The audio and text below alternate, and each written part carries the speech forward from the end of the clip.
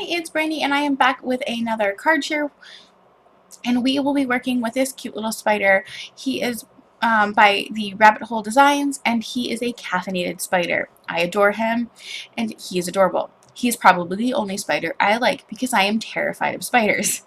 So part of the reason that I picked him is because I am joining a bunch of other YouTubers, some artists and crafters here on YouTube to do a Phobia video hop. All of our art is inspired by phobias, mine being spiders. So this little guy I stamped in some antique linen distressed ink so I could do some no-line coloring. I also pulled out my hex chart by Sandy Allnock so that I could pick out my color combos for this card. I'm going to use this plaid paper here for my color inspiration. It's got some purples, it's got some lime green, and it's got some orange. And I'm going to color my spider based on those colors. So first I'm going to start out with his legs. I'm going to color them purple. It's like a blue-violet purple that I'm combo that I chose. I will put all of the markers that I used in the blog post. You can follow along over there and get everything that I used on this card. So I start out when I'm Copic coloring with my lightest because I can map out my shadows. I'm not the greatest at putting in shadows. I'm still working on light source and all of that. So for me, by starting out with the lightest color, I can fix anything that I put in the wrong space or that looks a little funny. When you're putting in shadows, the shadows are where things are on top of each other. Sorry, my phone's in here. I was turning on my audiobook so that I could listen while I colored. So once you lay in your shadows, you want them, like if the legs are, because the legs on this image are behind the actual spider's body, the two front legs are crisscross, so there's gonna, wherever they cross over each other, that's where there's gonna be shadows. I always put my light source usually at the top right, if I'm just doing a generic image. So usually the top part of my is where the light is going to hit on mine. And honestly, I just kind of, whatever I don't know, I just fudge. Make it work, right? So here I am just putting in my shadows with my with the legs. I found the legs to be the hardest on this. This is a small image. It's an adorable image, but it is on the smaller side. So I used a 3-color combo for the legs, the eyes, and then the coffee mugs. The body is the only place where I used a 4 color combo, and that's only because I added the Copic 100, which is like black, and I only put it in sparingly. I only used it in a couple of spots just to beef up that contrast, because when I'm coloring, I love contrast, especially when I'm doing no line coloring, because when you're doing no line coloring versus like a black outline, you really need that contrast to define where different parts of the image start and stop.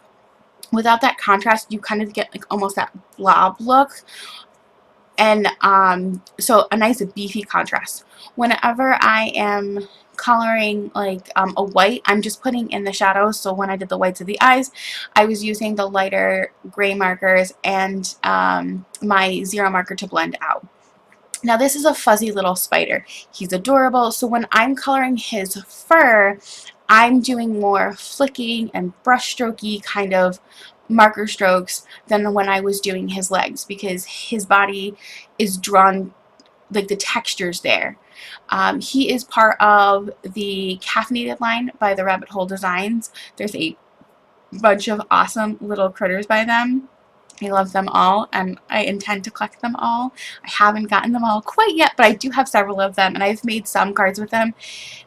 You can see those cards. I think they're up on my Instagram and my Facebook page. Everything for me as far as social media is concerned, if you want to follow me or see what I'm up to, is at the Craft Bean. So here I'm just putting in, I'm working on the body, adding those darker colors. I really want he has like a little tuft of hair in the center, and I really want that to be kind of the star of the show, and his little smirk on his face.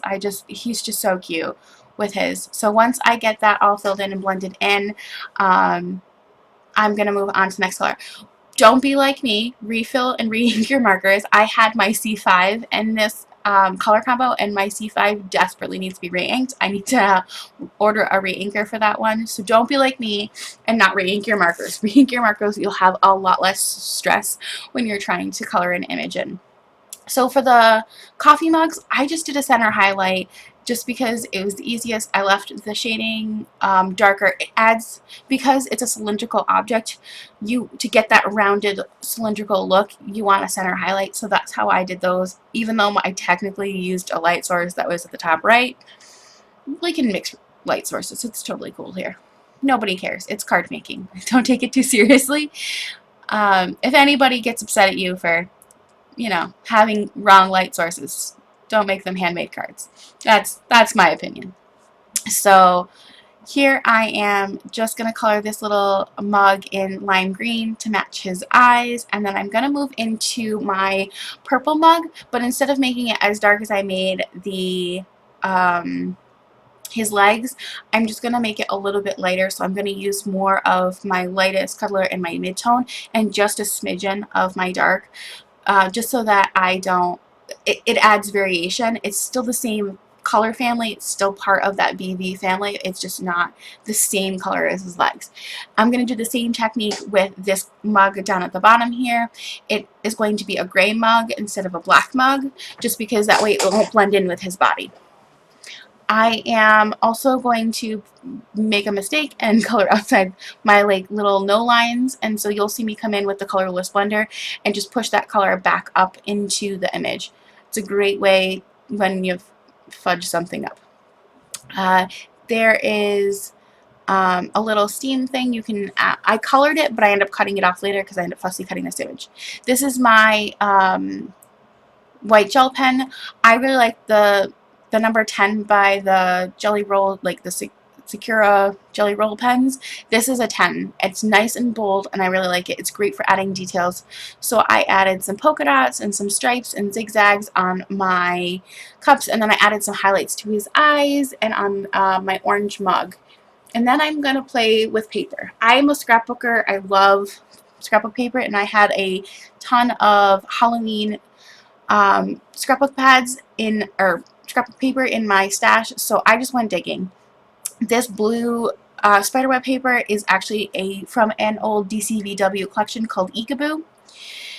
It's a white core paper, so I don't like the white core showing, so I always ink around the edges. I just took a little bit of Tim Holtz Distress ink in black soot and went around the edges, and then here I'm going to fussy cut out my spider. These are my absolute favorite scissors.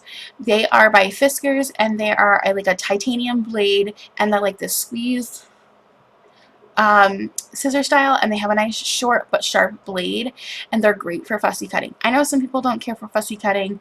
I think the Rabbit Hole Designs just came out with a bunch of coordinating dies for some of their stamped images, so you could check there, or if you have a scan and cut, go for it. I don't have a scan and cut, and I'm cheap, so fussy cutting it is for me. Plus, I find it relaxing. Once I get this all fussy cut out, I'm just going to take my time here. Like, I just rotate it, I listen to my audiobook, and I don't stress about it. It's not going to be perfect because I'm not a perfect person, but I can, whatever isn't perfect, I can kind of fudge with my markers. I can go back in. If I was going to go with a black outline, I would just take a water-based black marker and run it along the edges like my Memento Tuxedo black marker. But because I did a no line coloring here, I just went in with my lightest tone and just covered up any of the white that was showing on the edges, just so that it blended better with the images. I'm going to clean up all my little bits here, and then we're going to play with him. When you have the little center parts where right around where his leg and the cup meet at the bottom, I'm just going to go in with my craft knife and get that little bit out. It's not that hard. It's pretty easy. You just follow the stamp with the edges of the image. If you don't like this part, then don't do it. If you want it to look like it blends, you could just find a Copic marker that's the same color, blue, as the background paper that I'm using, and you could just color that in if you wanted, if you didn't want to fussy cut it with an X-Acto knife. And then this is where I go in with my midtones to just blend out any white spots that I had where I didn't cut it out perfectly. And then I am going to put him on my card. And I originally had planned to use that plaid purple paper because I really liked it. but it just, I don't know, wasn't screaming spider to me, so I decided to use this really pretty blue.